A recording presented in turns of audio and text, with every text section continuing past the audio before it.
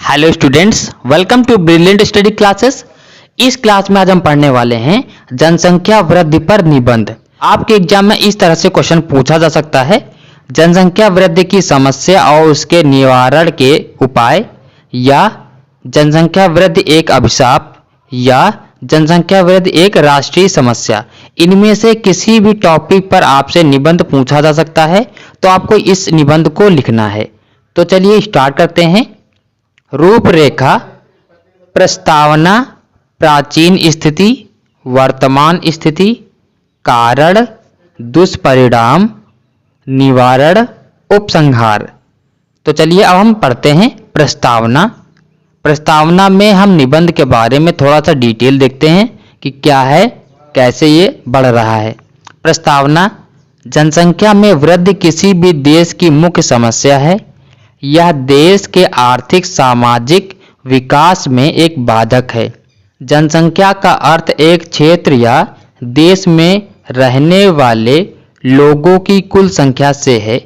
यह न केवल मनुष्य को संदर्भित करती है, बल्कि अन्य जीवों को भी संदर्भित करती है। यानी कि जनसंख्या का मतलब क्या है कि किसी क्षेत्र में रहने वाले लोगों की जो जनसंख्या है, उसके बारे में जो संख्या है उसे जनसंख्या कहते हैं। अब ये क्या हो रही है, तेजी से बढ़ रही है। प्राचीन स्थिति, यानी कि पहले जनसंख्या क्या थी। सृष्टि के प्रारंभ में जनसंख्या बहुत कम थी, तभी समाज की समृद्धि, सुरक्षा एवं सभ्यता के लिए जनसंख्या वृद्धि आवश्यक थी। पर अब यह अभिशाप बन गई है। यानी कि पहले जनसंख्या बहुत कम थी, लेकिन अब क्या हो गई, बहुत ज़्यादा जनसंख्या बढ़ गई है, जो कि अभिशाप बन गई है। यानी कि ये देश के लिए या समाज के लिए अच्छा नहीं है।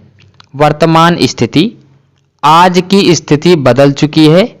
वर्ष 1971 जनगणना के अनुसार भारत की जनसंख्या 55 करोड़ थी और आज लगभग 140 करोड़ हो चुकी है। तो आप समझ सकते हैं कि जनसंख्या कितने तेजी से बढ़ रही है। अब हम पढ़ते हैं इसके कारण, यानी कि जनसंख्या वृद्धि के कारण। शिक्षा का अभाव, यानी कि भारत के लोग कम शिक्षित हैं। अभी बहुत जगह है, यानी कि गांवों में लोग बहुत ही कम पढ़े लिखे हैं। उसके कारण इसका एक मेजर कारण है कि जनसंख्या बढ़ रही है। गरीबी, गरीबी भी इसका एक मुख्य कारण है।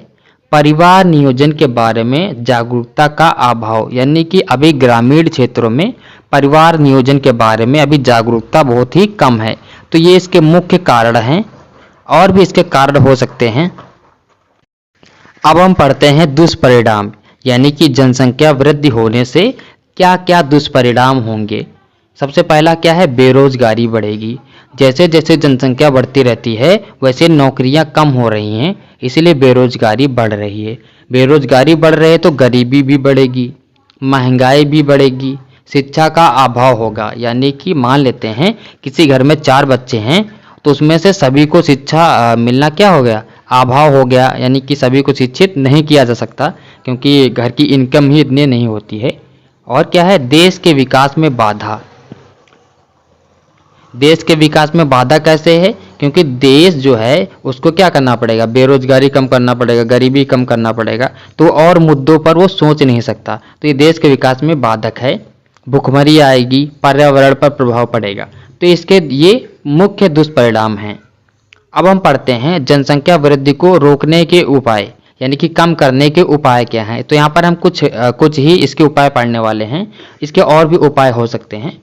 पहला उपाय क्या है, परिवार नियोजन के बारे में जागरूकता फैलाकर। यानी कि परिवार नियोजन के बारे में हमें और ज़्यादा जागरूकता फैलानी चाहिए।